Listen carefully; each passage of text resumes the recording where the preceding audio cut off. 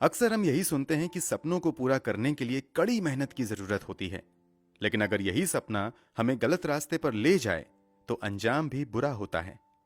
आज हम आपको एक ऐसी ही दिल दहला देने वाली सच्ची घटना के बारे में बताने जा रहे हैं, जिसे अंजाम दिया था एक ऐसे मास्टरमाइंड शख्स ने जिसका सपना था रातों रात अमीर हो जाने का। तारीख 19 जून 2011। इंदौर शहर का पॉश इलाका श्रीनगर, जहां पर एक ही परिवार में रहने वाली 3 महिलाओं की हत्या बड़ी ही बेरहमी से कर दी गई थी। ये एक ऐसी घटना थी जिसे rarest of the rare case का नाम दिया गया था।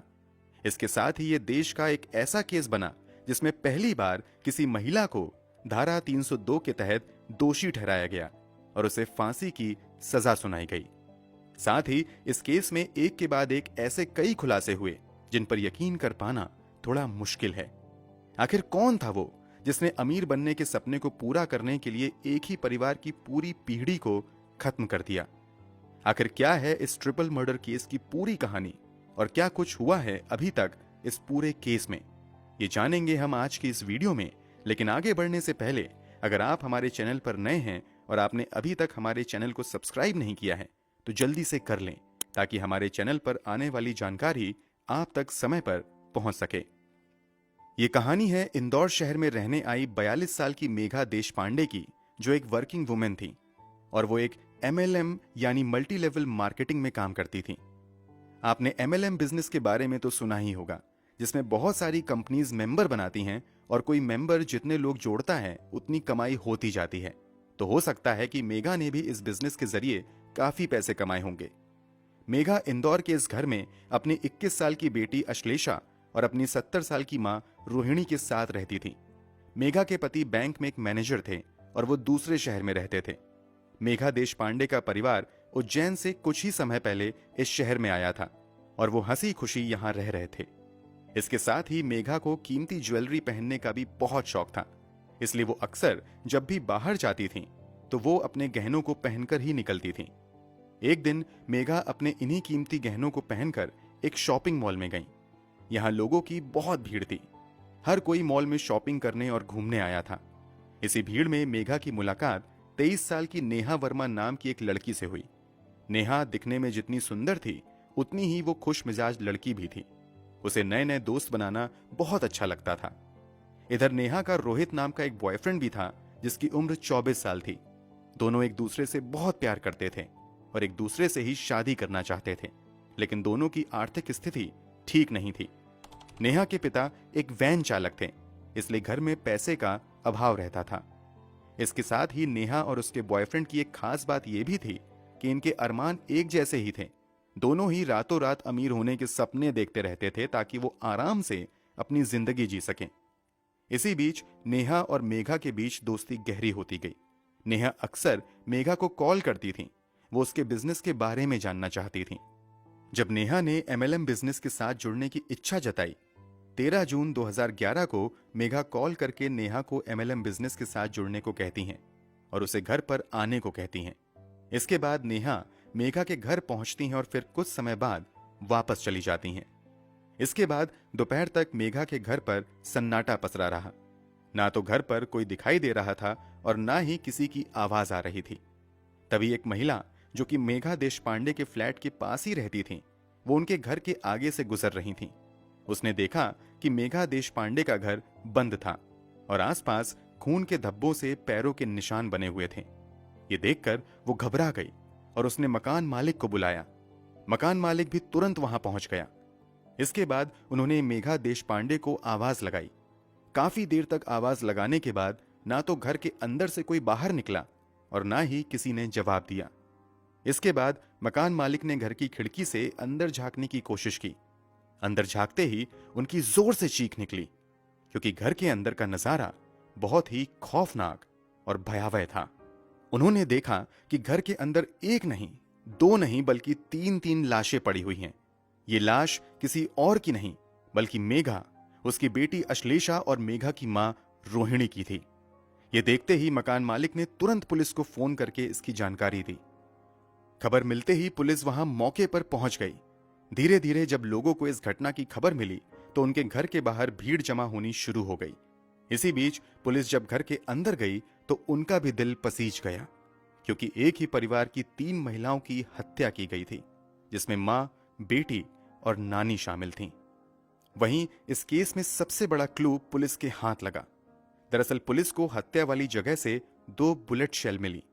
इसके बाद पुलिस ने जांच पड़ताल करनी शुरू की, जिसके बाद उन्हें पता लगा कि मेघा देशपांडे की हत्या उनके सर पर गोली लगने से हुई है, लेकिन मेघा के सर पर एक ही गोली लगी थी।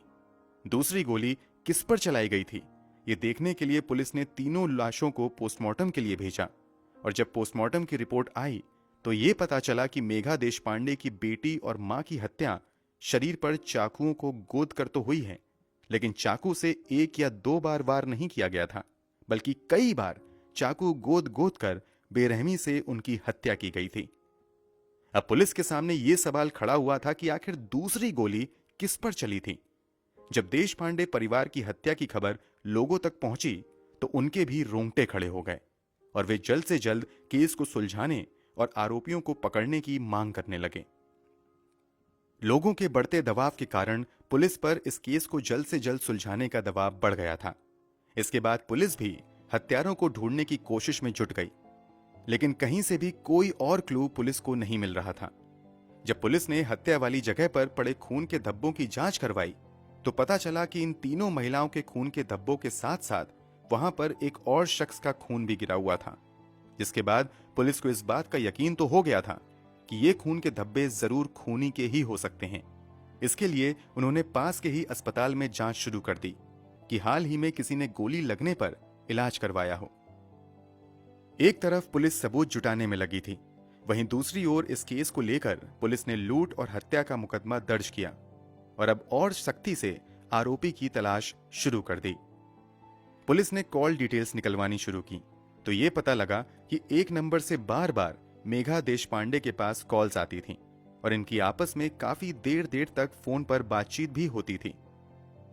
जब पुलिस ने इस नंबर की जांच की तो पता लगा यह नंबर किसी और का नहीं बल्कि नेहा का था। पुलिस को नेहा पर शक तो था, लेकिन अभी नेहा के खिलाफ उन्हें कोई भी पुख्ता सबूत नहीं मिला था। पुलिस के पास सबूत इकट्ठा करने और गुनहगार तक पहुंचने का बस एक ही रास्ता था, नेहा के बारे में पता लगाना, क्योंकि यही एक छोटा सा सबूत उन्हें मिला था जो देशपांडे परिवार के हत्यारों तक उन्हें पहुंचा सकता था। अब पुलिस ने नेहा के बारे में पता करना शुरू किया और उसकी लोकेशन को ट्रैक करने लगी। जब पुलिस को यह पता लगा कि नेहा एक एटीएम के पास है तो वो भी उसी लोकेशन पर पहुंचे जहां पर नेहा थी। इसके बाद जैसे ही नेहा एटीएम के अंदर गई तभी उन्होंने मौका पाकर उसे वहीं पकड़ लिया। पुलिस ने नेहा को हिरासत में लेने के बाद उससे पूछताछ की, लेकिन उसने कुछ नहीं बताया। इधर पुलिस ने एक ऐसे शख्स को पकड़ा जिसने हत्या वाले दिन एक झूठी एफआईआर दर्ज करवाई थी और वो शहर के एक हॉस्पिटल में अपना इलाज करवा रहा था। जब इस शख्स के बारे में छानबीन हुई तो पता चला कि ये कोई और नहीं बल्कि नेहा का प्रेमी राहुल था, जिसके पैर में गोली लगी हुई थी। पुलिस का शक तब यकीन में बदला जब उन्हें यह पता चला कि देशपांडे परिवार के घर पर जो खून मिला था वो राहुल का ही खून था। इसके बाद पुलिस ने सख्ती से पूछताछ करनी शुरू की और फिर दोनों ने अपने गुनाह कबूल किए। दोनों से पूछताछ करने के बाद एक कई राज खुलते गए। नेहा ने बताया कि उसकी मुलाकात मेघा से मॉल में हुई थी, क्योंकि मेघा दिखने में काफी अच्छे और अमीर घर की नजर आ रही थी, हाई प्रोफाइल दिखने वाली थी। मेघा ने हाथ और गले में सोने की कई कीमती जेवरात पहने हुए थे। नेहा ने जब मेघा के शरीर पर इतने सारे कीमती जेवर देखे तो वो हैरान हो गई थी। तभी नेहा के दिमाग में मेघा देशपांडे के करीब जाने और उससे दोस्ती करने का ख्याल आया और वो मेघा से बातचीत करने के लिए जानबूझकर उससे जा टकराई। मेघा के हाथ में सामान था जो कि टकराने के कारण नीचे गिर गया था। नेहा ने जल्दी से सॉरी आंटी कहा और फिर सामान उठाने में मेघा की मदद करने लगी। इसी बीच उसे अच्छा मौका मिला मेघा से बात करने का। धीरे धीरे नेहा ने मेघा के साथ बात बढ़ाई ताकि वो उसके करीब जा सके।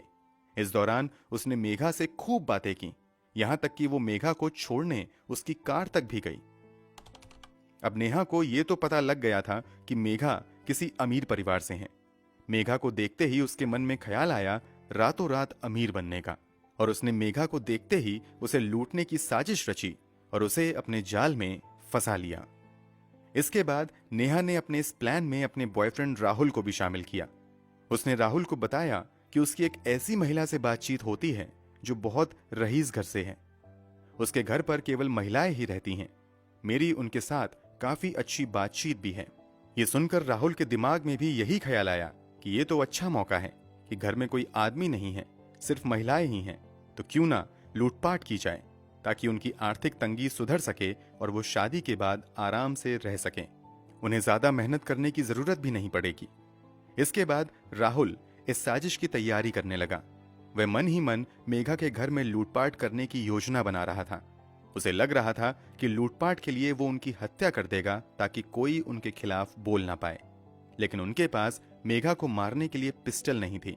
इसके लिए राहुल ने सहारा लिया मनोज का, क्योंकि उसके पास एक पिस्टल थी। मनोज राहुल का दोस्त था और वो उम्र में नेहा और राहुल से काफी बड़ा था। अब वो दिन भी आ गया जिस दिन नेहा और उसके प्रेमी ने इस घटना को अंजाम देना था। मेघा के घर उसके अलावा उसकी मां और बेटी ही थी। घटना वाले दिन नेहा ने एक मल्टी लेवल मार्केटिंग के जरिए एक बहाना बनाया ताकि वो मेघा के घर में जा सके। काम के सिलसिले में नेहा मेघा के घर पहुंची। वो मेघा से लेकर कंपनी का फॉर्म भरने लगी, लेकिन उसे भरना कैसे है इसके लिए उसने मेघा से कहा कि पास में ही उसका एक दोस्त रहता है और वो उसे यहां बुलाकर इस फॉर्म को भरने में उसकी मदद लेना चाहती है। इसके बाद नेहा ने फोन कर उन्हें बुलाया और प्लान के मुताबिक राहुल और मनोज भी मेघा के घर में घुस गए। घर में घुसते ही रोहित ने पिस्तौल दिखानी शुरू कर दी और फिर उसने बिना कुछ सोचे समझे मेघा पर बिल्कुल पास से गोली मारी, जिससे उसकी मौके पर ही मौत हो गई। ये राहुल वही शख्स था जिसने मेघा पर सबसे पहले गोली चलाई थी। गोली की आवाज सुनकर कमरे में अश्लेषा और उसकी नानी भी दौड़ी दौड़ी वहां पहुंची। इसके बाद उन्होंने अश्लेषा को डरा धमकाकर उससे एटीएम कार्ड लेकर उसका पिन पूछ लिया। इसके बाद रोहित ने गोली से अश्लेषा और उसकी नानी को मारने की कोशिश की, लेकिन हड़बड़ी में ये गोली राहुल के पैर में जा लगी। इसके बाद उन्होंने चाकू से मार मारकर उनकी हत्या कर दी। उसके बाद इन्होंने वहां से निकलने से पहले 1.5 लाख रुपए, 5 लाख तक के कीमती गहने और एटीएम कार्ड लेकर फरार हो गए।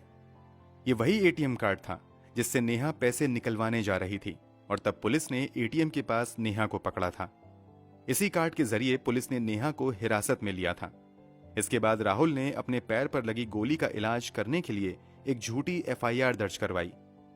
ये सब आरोपियों ने पुलिस को अपने बयान में बताया था। उन्होंने साथ ही ये भी कहा कि ये उनका प्लान था कि मर्डर करके वो सारी चीजें लूट लेंगे और फिर हम कभी भी पकड़े नहीं जाएंगे। लेकिन ज्यादा देर ना करते हुए पुलिस ने इस केस को सुलझाया और हत्यारों को पकड़ लिया। ये बात धीरे धीरे लोगों तक पहुंच गई कि देशपांडे परिवार के हत्यारे पकड़े गए हैं, जिसके बाद लोगों ने उन्हें कड़ी से कड़ी सजा दिलाने की मांग की।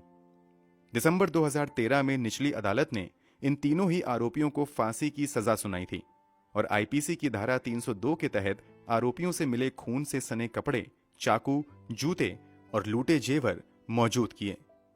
इसके बाद 2014 में हाईकोर्ट की इंदौर बेंच ने भी जिला अदालत के इस फैसले को गंभीर बताते हुए नेहा वर्मा, उसके प्रेमी राहुल और मनोज की फांसी की सजा को बरकरार रखा और साथ ही कोर्ट ने इस केस को rarest of the rare case भी माना। नेहा वर्मा इन दिनों इंदौर सेंट्रल जेल में बंद हैं। हाल ही में वो जेल में रहते हुए अन्य महिला कैदियों को ब्यूटी पार्लर का कोर्स करवा रही हैं। तो दोस्तों, देखा आपने कैसे पैसा एक इंसान से वो सब करवा देता है जिसका अंजाम अंत में बहुत ही भयानक होता है। इसके साथ ही हमें इस केस से ये भी सीख मिलती है कि हमें पब्लिक प्लेस में कीमती जेवरात पहनकर नहीं निकलना चाहिए। किसी अनजान शख्स से एकदम से दोस्ती नहीं करनी चाहिए। ये छोटी छोटी चीजें ही सीख लेने वाली होती हैं, जिससे हम खुद की सुरक्षा और अपने परिवार की सुरक्षा कर सकते हैं। आपको इस केस से क्या सीख मिली, हमें जरूर बताइए। इसके साथ ही दोस्तों, क्या आपको ये पता है कि इंदौर में ये पहली बार हुआ था जब कोर्ट ने किसी लड़की को फांसी की सजा सुनाई थी? आपको क्या लगता है, क्या कोर्ट ने सही फैसला लिया? क्या कोर्ट ने उन्हें सही सजा सुनाई?